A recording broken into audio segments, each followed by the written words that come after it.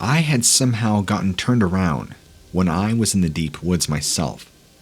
So, instead of finding my way out, I was accidentally finding my way further and further in. I don't have any phobias or fears about the woods, but the notion of going too long on an empty stomach didn't exactly thrill me. I caught sight of something rather colorful attached to a tree. I could scarcely believe my eyes, but there was a Mickey Mouse sculpted out of paper mache. Only this version of Mickey Mouse had a bunch of nails driven into his head, and just a few in his hand and his feet to attach him to the tree. It was fascinating to see something like this in such a remote corner of the woods, and it was equally as disturbing. I then noticed that there was something about the Mickey Mouse that was a little off. There seemed to be moisture on it. If I got too close to it, I got a whiff of a terrible smell, and I got a sinking feeling in my stomach when I noticed just how many flies were hanging around the sculpture, and they weren't going away. The sculpture's mouth was wide, revealing a very dark interior where the flies seemed to be the most concentrated. When I looked around, I noticed that there was another Mickey Mouse nailed to a tree further away. Approaching that one revealed several more, each one nailed to its very own tree. I followed the trail of pinhead Mickeys until I was led into a clearing, and it had been turned into some kind of nightmare on acid. Somebody had erected a hut made entirely from forest litter, leaves, branches, sticks, you name it. Anything slightly bigger could have been a livable dwelling.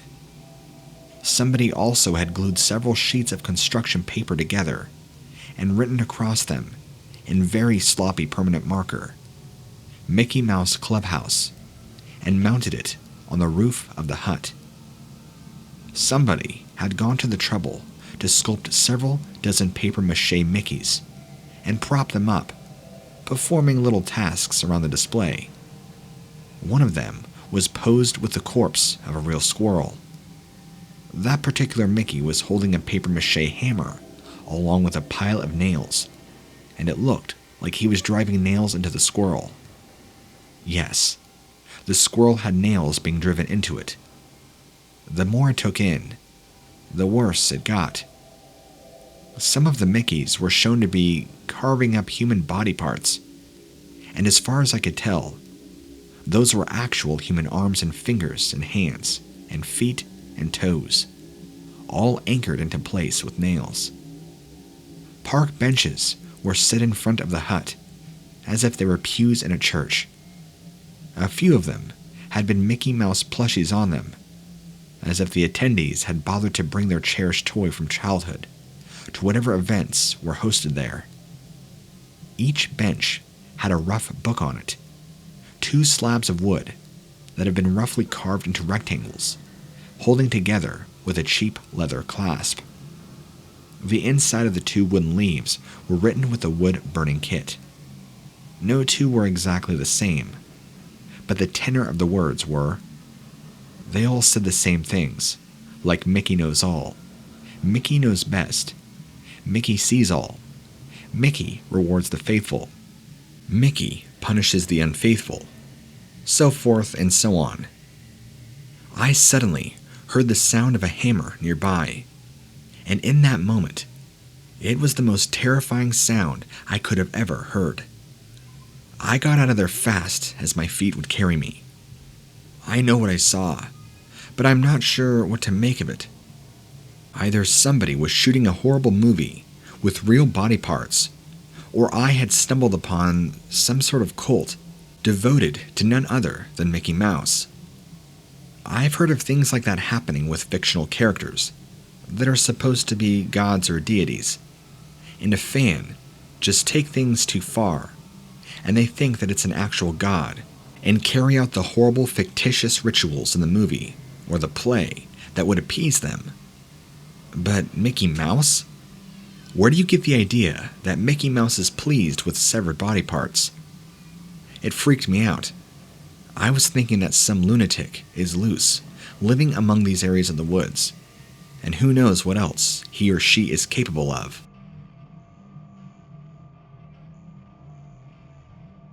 This story comes from my grandfather, who was a Vietnam War veteran.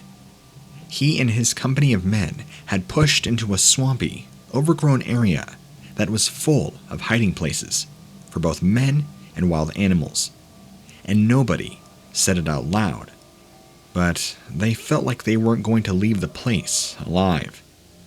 It wasn't long before nests of guns, covered by moss and leaves, cut loose with gunfire, and several men fell on the first volley of bullets. Grandpa had been afraid on some level that entire war, but that moment was when he and his men had been at the peak of their fear. And they had been trained to believe that they were fierce warriors that could handle anything, kill anything, face anything. And here was hard proof that they had been sent off to die like animals in a canned hunt. And then the gunfire stopped. They weren't stupid. They knew that it was a trap. But then something sharp got my grandpa in the shoulder. Some kind of dart. Very simplistic in its construction. The other men in his company gave small grunts as they were surprised by being struck with darts as well. Grandpa's fear took a different turn. Had he been poisoned? Was he going to die a slow, agonizing death instead of being ripped to shreds by bullets? He was staring at the dart, lying in the mud as he sat up, huddled in their meager hiding place. The mud underneath the dart began to move. It began to sink down, and then a face emerged from the slime and gripped the dart with a large, crazy grin. It was the face of his girlfriend who had passed away a year prior, which moved him to enlist in the first place. She asked him, in a gurgling voice, how he was doing with moving on after her, and that she just wanted to make sure he wasn't going to forget her too quickly. Shrieks erupted next to my grandfather as his comrades started saying things of their own, and the swamp became a madhouse of terrors that he was only able to hint at. He goes quiet a lot when he tells the story. You could tell it greatly affects him. The enemy watched the Americans shoot each other in hallucinogenic fear that day. Grandpa and one other were the only survivors. It puzzled him at the time why the enemy didn't finish them off. Surely their superiors would be furious if they had ever left American troops living. Grandpa searched for the area for signs of what the enemy might have been armed with. Footprints, shell casings. His search revealed nothing. There weren't even bullet holes or any other damage from gunfire. He went to check the bodies of his fallen comrades. The men that had accidentally shot each other. They were there. But the men that were cut down by the machine gun nests, they had vanished. Grandpa couldn't remember who those first men were.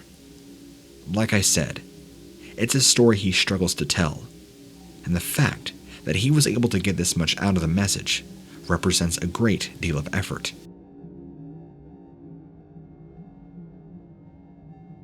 I was fortunate enough to live close to a nature reserve. It wasn't just a vast forest, but it was a vast for us that was mostly unexplored.